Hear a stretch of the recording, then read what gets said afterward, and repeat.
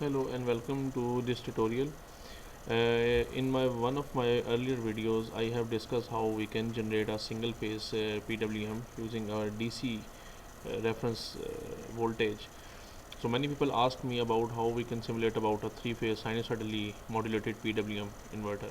So in this tutorial, we will discuss how we can make a three-phase sinusoidal PWM inverter using MATLAB. So let me first of all draw the schematic. We will be having a voltage which is the DC voltage. This DC voltage could be an output of a rectifier or through a battery. Then we need 6 switches because it is a 3-phase inverter. So either we can use 3 single phase inverter or we can use a 3-phase H bridge inverter. If we use a 3 single phase inverter, we will be using 4 times 3 into 12 switches. So but here we have half the number of switches. We will switch, each is known as, this is leg A and this is leg B and this is our leg C. We have to switch it such that when this upper switch is A, this should be an inverted sign with A dash, because if these two conduct simultaneously, there will be a dead short circuit across this VDC. This is our B and this is our B dash. Similarly, this is C and this is our C dash.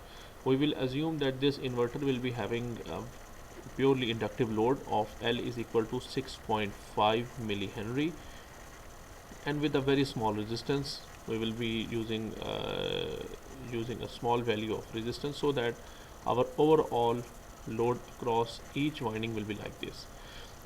So the load will be connected across here. This will be our load number 1. Then we will be having load here as well as here, and we will be connecting here. So let us see what will happen. These 3 switches, this switch A, B and C, these 6 switches, they all are bidirectional switches. They have to allow the current. So either this leg A, when we will turn on, either it will give us the positive of VDC or the negative of VDC, where when this switch conducts, we will be getting minus VDC, and when this switch will conduct, we will be getting the plus VDC. So what we have is, we need some sort of a switch here. If we go on a discrete value in a MATLAB, we need a switch that has 3 terminals. Either the output is connected at this point, it is connected to the positive side where we will be having the plus VDC, or the downside where we will be having a minus VDC. So what we will simulate is, we will be using this kind of block that can connect our VDC signal, and this is our central is a control pin. This is our control pin. So how we will control it? Let us first see this thing. So if you remember in our last simulation, we draw this type of triangular waveform, and we compared it with this constant voltage waveform, such that when VDC is greater than V triangle, we get 1. Otherwise, if VDC is less than V triangle, we get 0. So in this case of sinusoidally PWM waveform, we have a fundamental difference, although the principle remains same. We have a high frequency carrier waveform, whose frequency is 20 to 30 times greater than the reference waveform. We call it a very weak carrier. And since we need, for a 3-phase inverter, we need phi is equal to 120 degree, there should be a phase difference, so that the output waveform should have a 120 degree phase display, just like a balanced 3-phase sinusoidally distributed PWM waveform. And this one here we can have so what we will do is this: we will be having 3 different type of waveforms. So the first waveform, let me make it more clear. It will be having this type of sinusoidal distribution, and the second, for the leg B, this is 180 degree. For the leg B, our waveform should start from here. So instead of having one reference signal like here, we will be having 3 V reference all sinusoidal waveform and fed to a comparator with a single triangular waveform. So the V carrier will be the all same for all, because the switching frequency for all the 3 legs should be the same. However, we will be having 3 V reference all sinusoidal 120 degree displaced waveform. So this is how we will simulate it in our simulation. The last thing, if we are not using a purely this type of load in normally through an RL series circuit, we can also have a resistance in the form of a gain block that will reduce some amount of power, and we will be having an inductance value, because if we have this inductance, the voltage across this inductance is equal to VL is equal to L di over dt. So if we have this VL, we can find the current through this branch by simply having the derivative of the current. It will be a derivative. We have IL is equal to 1 over L integral V dt. So if we have this voltage, sorry, I was wrong. If we have this voltage at the inductance, we can just put the value of 1 over L and we can get the current IL. So this is how I have simulated this waveform. Let us see how we have done this. So in this waveform, as you can see here, we have 3 phases A, B and C. This A phase has an amplitude of 7.5 with a radiant frequency of, you can make it for 312 or 50 Hertz or 60 Hertz. You can make it up to yourself, but I have made it 500 radian per second. And for phase B, you can see here we have a phase difference of 120 into pi by 180 to convert the radian into the degree.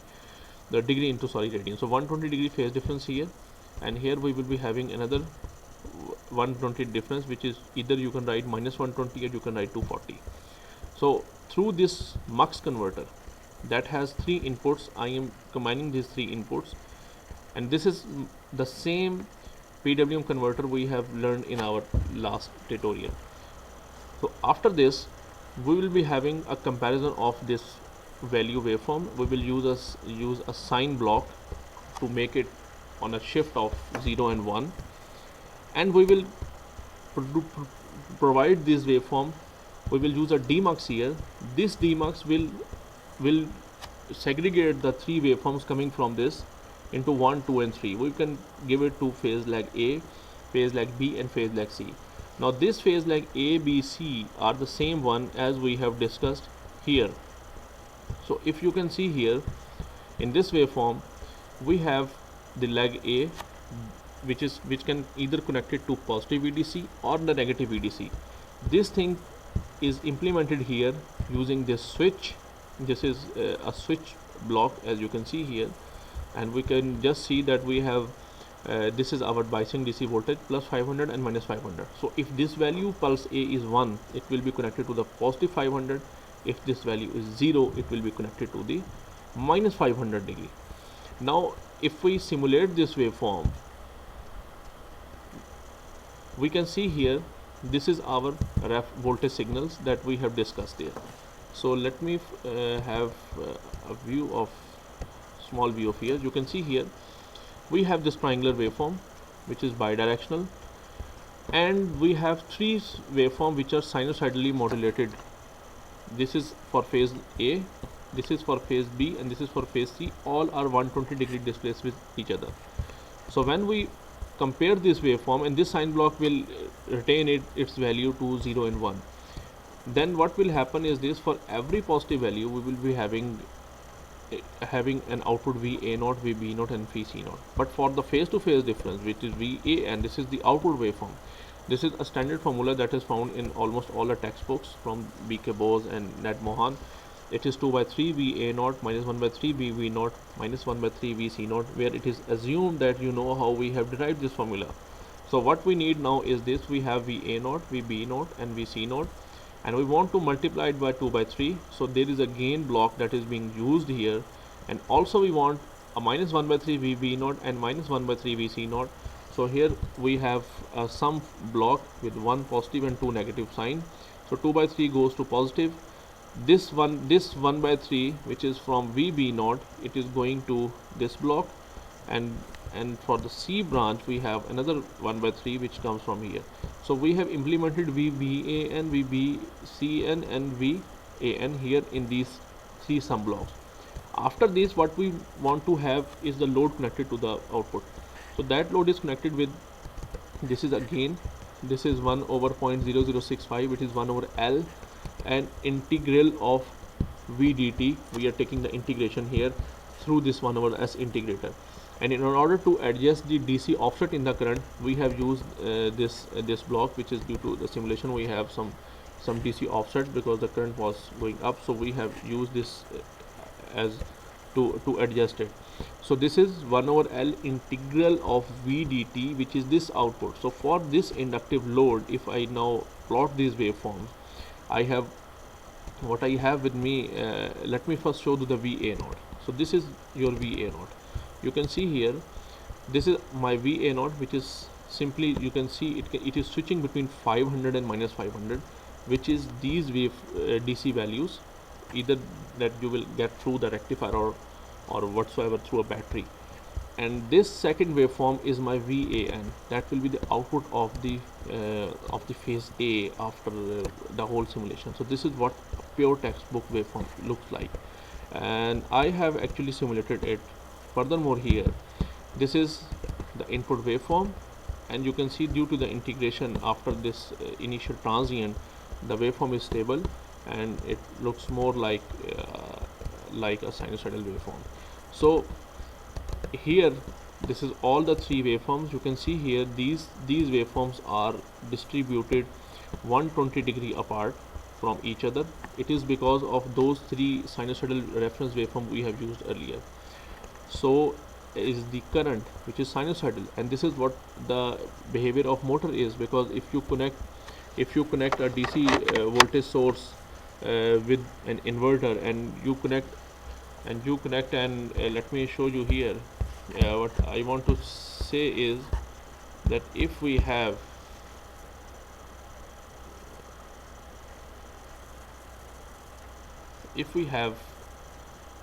an AC voltage here, and we are rectifying this voltage into a DC value, and then we connect this inverter with variable frequency, because you can see here this is a DC to AC inverter, and we connect a motor here or a 3-phase motor here. This is just a motor. This motor actually looks like this load. It has a resistance, very small resistance, and highly inductance load. So this inductive load is actually represents the amount of the motor we are connecting at the output. The frequency of this whole thing can be controlled if we just assume this. If we make it 500, if we make it 100, the frequency of the output will be reduced. So this is how we can have simulate a 3-phase PWM inverter in Simulink. Thank you very much.